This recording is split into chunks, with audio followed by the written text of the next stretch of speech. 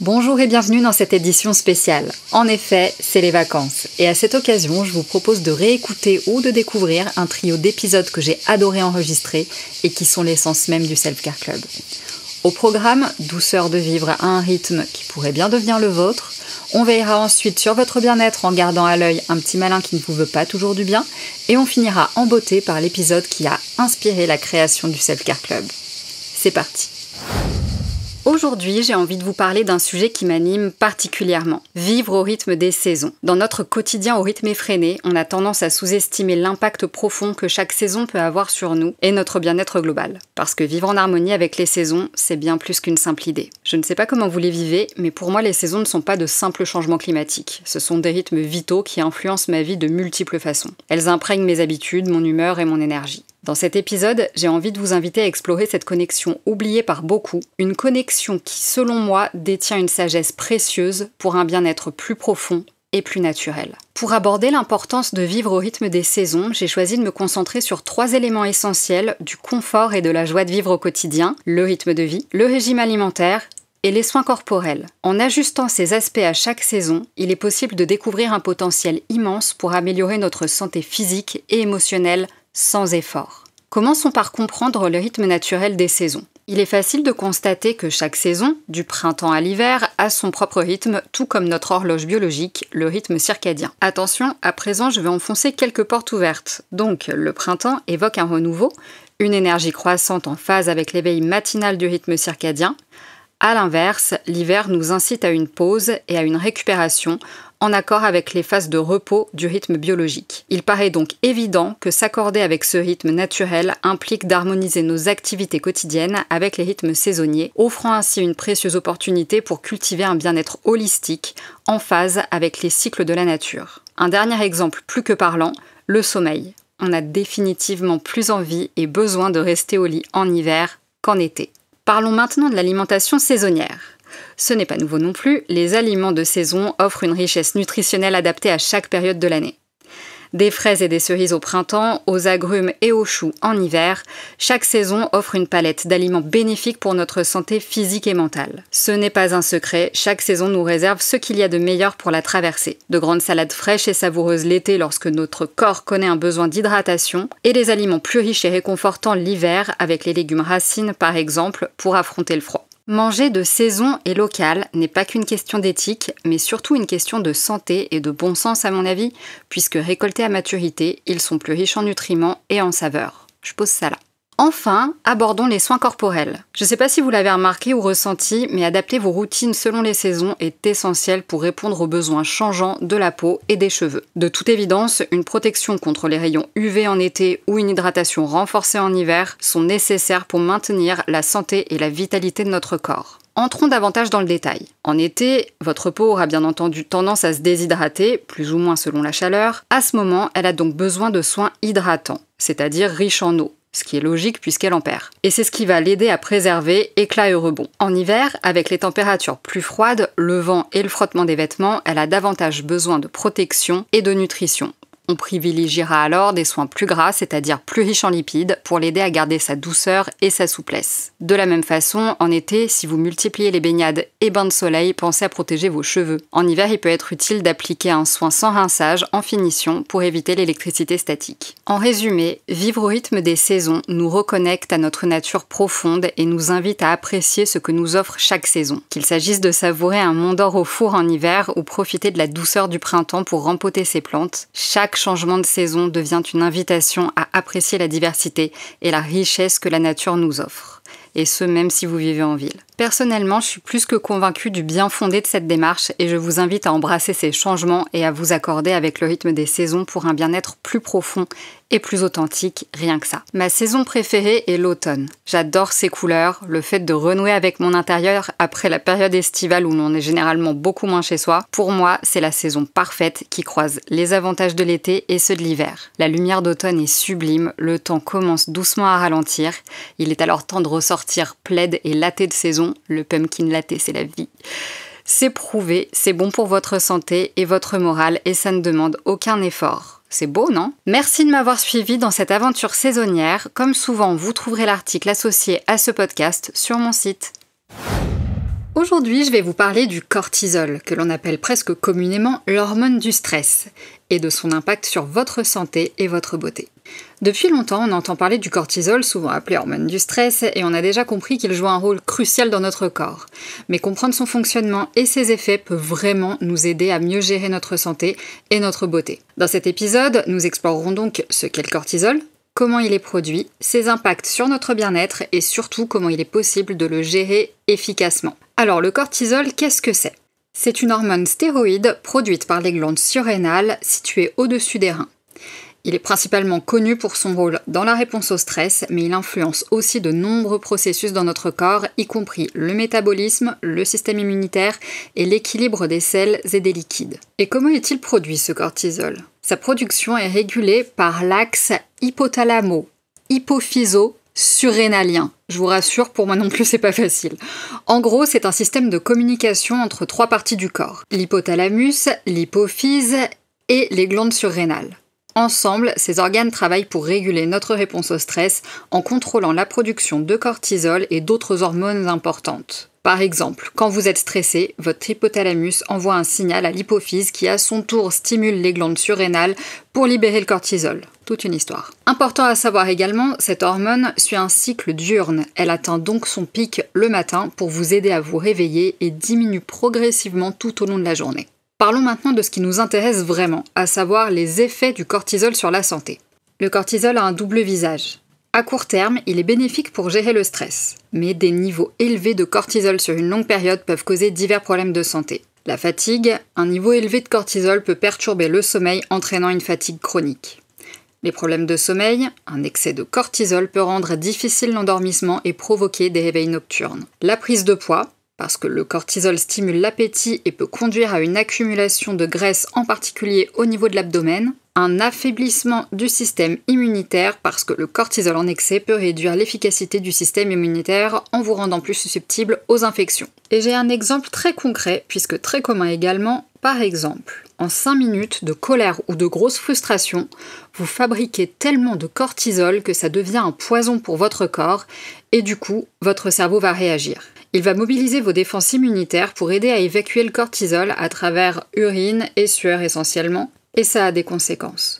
Pour 5 minutes de colère, vos défenses immunitaires sont réduites à néant puisqu'elles sont mobilisées ailleurs, et il leur faut pas moins de 5 heures pour cette petite opération. Sans parler d'autres effets secondaires dont vous ne vous rendez probablement pas compte jusqu'à le nier, mais à la suite de ça, vous êtes et vous restez très irritable, ce qui peut déclencher de nouveau la colère, et on est reparti pour 5 heures. Vous voyez le truc. Je précise, le cortisol est dans le sang et le sang circule partout, ça on est au courant.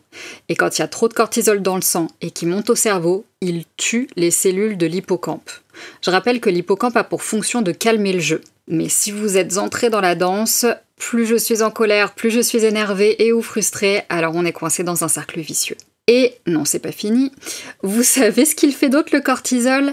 Il stocke les graisses, donc sans prendre de raccourcis, on peut dire qu'à chaque fois que vous fabriquez trop de cortisol, vous fabriquez de la cellulite, à bon entendeur. Le cortisol en veut également à votre peau. C'est intéressant cet épisode. En effet, il a un impact significatif sur la santé de la peau, sur le vieillissement prématuré, puisqu'un niveau élevé de cortisol peut dégrader le collagène de la peau, entraînant des rides et un relâchement cutané, mais aussi sur l'acné, puisque le stress et le cortisol peuvent augmenter la production de sébum, provoquant ainsi des éruptions cutanées. Il peut aussi occasionner une sensibilité accrue en rendant la peau plus réactive et sensible aux irritations et aux infections. Tout un programme, n'est-ce pas ? Heureusement, il existe plusieurs stratégies pour maintenir des niveaux de cortisol sains. Des techniques de réduction du stress comme la méditation, le yoga et la respiration profonde peuvent réellement aider à réduire le stress et donc le cortisol. L'exercice régulier, puisque l'activité physique régulière aide à réguler le cortisol et améliore le bien-être général. Une alimentation équilibrée puisque, sans surprise, une alimentation riche en nutriments aide à maintenir des niveaux de cortisol stables. Évitez aussi les excès de caféine et de sucre. Et un sommeil suffisant, évidemment, puisqu'un bon sommeil est essentiel pour la régulation du cortisol.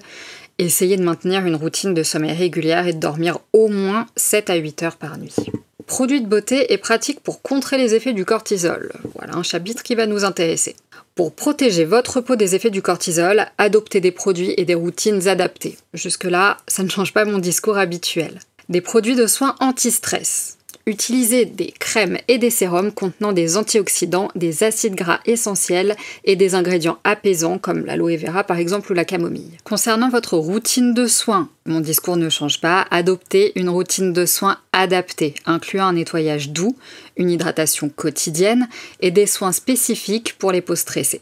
Et adoptez quelques ingrédients clés, recherchez des produits contenant des vitamines C et E, et pourquoi pas du rétinol surtout si vous avez l'habitude d'en utiliser. En gros, si vous avez déjà une routine bien établie qui correspond à votre type de peau et que vous avez même introduit un peu d'anti-âge, tout est bon, pas besoin d'acheter quoi que ce soit, ne changez rien. Pour conclure, vous savez maintenant que le cortisol joue un rôle essentiel dans notre corps, mais qu'un excès peut avoir des conséquences très négatives sur votre santé et votre beauté.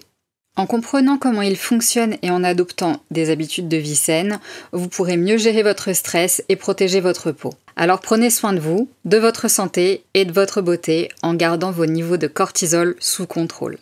Si le sujet vous a plu mais que vous souhaitez retrouver mes conseils noir sur blanc, je vous ai laissé le lien vers l'article sur le même sujet en description. Aujourd'hui, je vais vous parler de la joie de vivre, un sujet très cher à mon cœur. Commençons par un constat simple. La joie de vivre, c'est cette précieuse essence qui peut s'atténuer dans nos vies de tous les jours.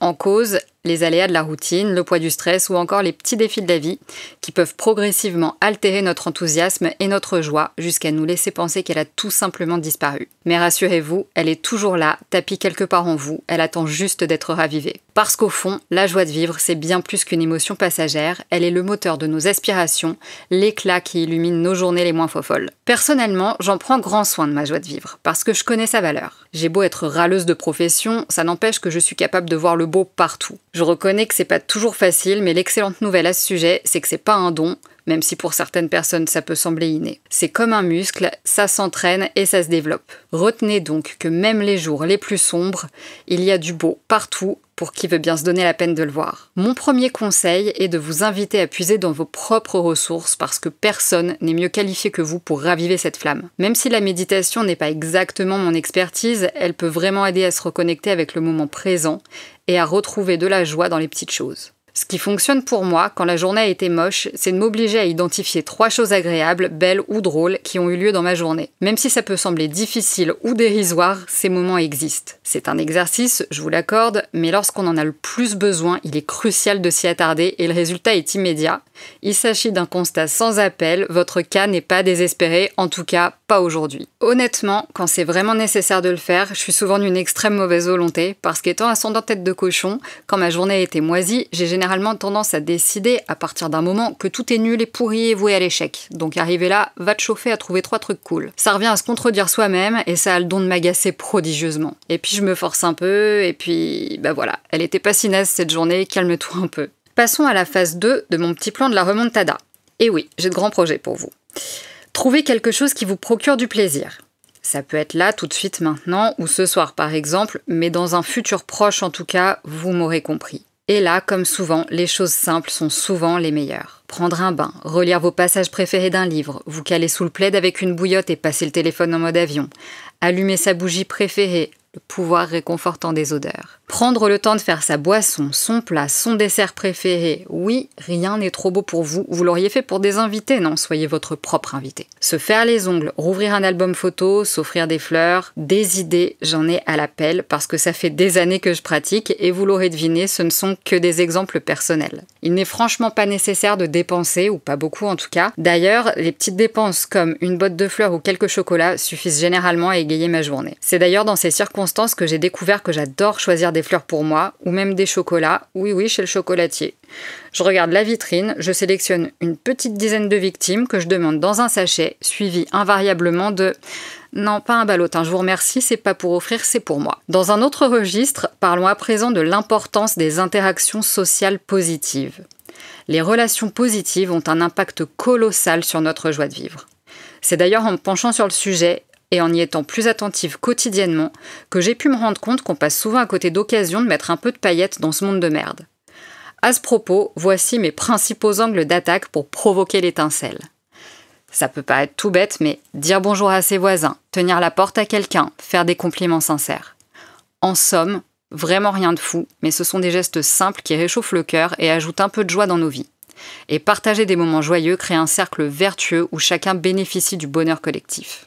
Je reviens un instant sur le dernier exemple parce que c'est mon préféré. Faire des compliments personnels aux autres. Et vous seriez surpris des retours. Je suis d'un naturel plutôt réservé, du coup ça n'a pas été facile d'oser, mais qu'est-ce que c'est agréable. Pour la personne qui fait le compliment et pour celle qui le reçoit. Un vrai win-win. Alors évidemment, pour que ça marche, il faut que votre compliment soit sincère et court, surtout si vous connaissez pas la personne, commencez pas à vous lancer dans la tirade de l'année. Bref, les gens sont quasiment toujours surpris et sourient immédiatement. Je ne me force jamais. J'en fais quand ça me vient et que c'est un cri du cœur. Ça peut être un compliment à propos d'un beau rouge à lèvres, une manucure sublime ou encore simplement un beau sourire ou une belle voix. En somme, soyez bien conscient que votre joie de vivre peut tout illuminer autour de vous. Que ce soit en identifiant les petits moments de bonheur, en vous offrant un moment de réconfort personnel ou en provoquant des interactions sociales positives, la clé est entre vos mains.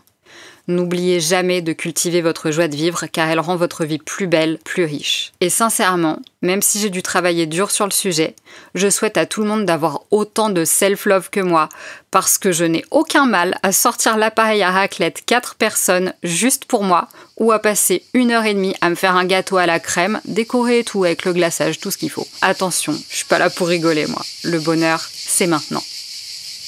Merci d'avoir écouté cet épisode. Si ça vous a plu, inscrivez-vous à ma newsletter gratuite Self Care Club, un rendez-vous court et hebdomadaire où j'aime partager 2 choses qui ont embelli ma semaine, parfois des idées, des recettes, des lectures, des conseils. Je vous laisse le lien dans la description de l'épisode. À très vite!